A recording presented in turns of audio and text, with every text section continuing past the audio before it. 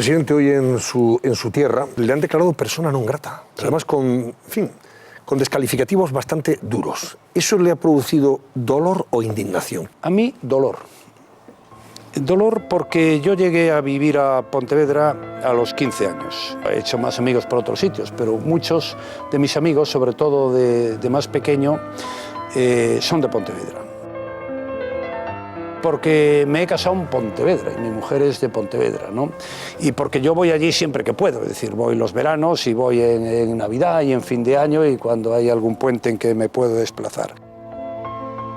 Y porque me siento muy pontevedrés y porque allí he vivido con mis padres y mis hermanos durante muchos años.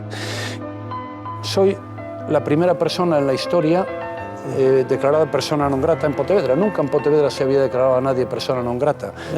No sé si dolor, pero no me gustó.